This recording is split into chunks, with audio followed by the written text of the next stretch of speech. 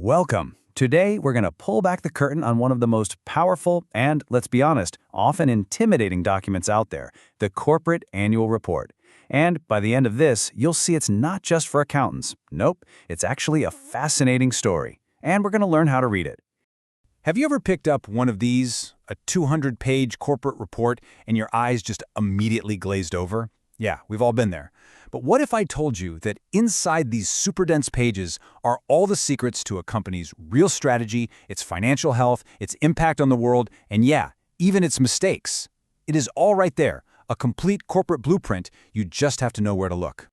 So let's start with the absolute basics, right? This first part is all about the blueprint, what exactly an annual report is, and who it's really written for. At its heart, an annual report is basically a company's official yearly update to everyone who has a stake in it. It's where they lay out everything they did over the last year and, most importantly, how they performed financially.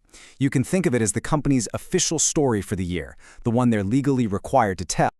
Okay, but who is that everyone? Who's the audience?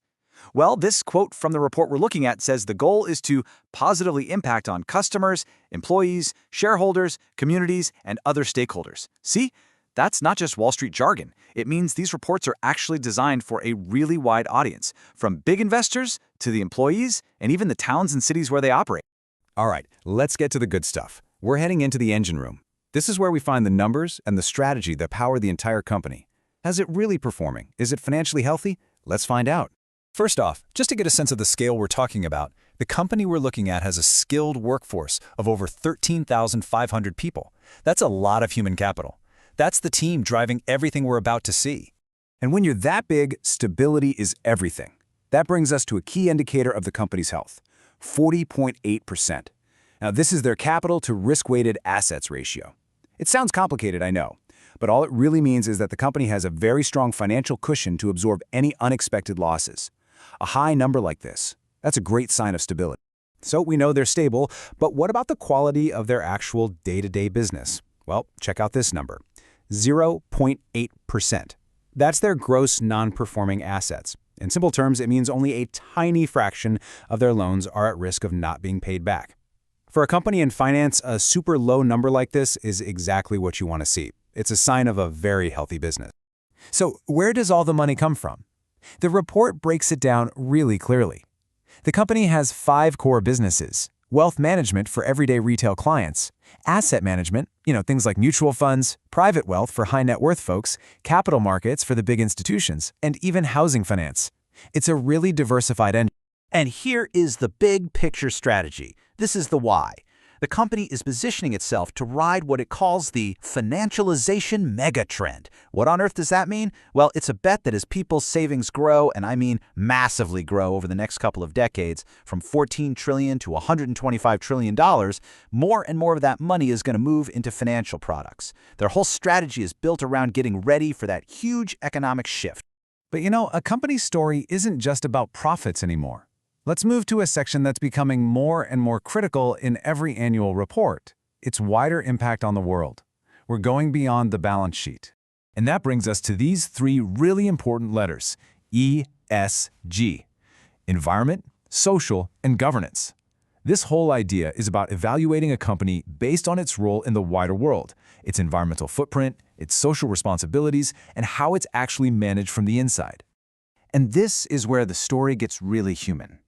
The report talks about how they've renovated schools for hundreds of kids, trained thousands of farmers, and even sponsored heart surgeries for children. This is how a massive financial company can translate its success into real, tangible, local impact. It's a story of both incredible scale and, well, a lot of heart. And on the environmental side of things, the commitment is just as specific. It's not just talk. They've adopted a formal waste management policy and taken practical steps, like replacing over 3,000 lights with energy-efficient LEDs. It's all about making their own operations more sustainable. Okay, so we've seen the engine and we've seen the impact. But what keeps it all on the straight and narrow? Let's talk about the guardrails, the rules, the risks, and the governance that are absolutely essential for any big company.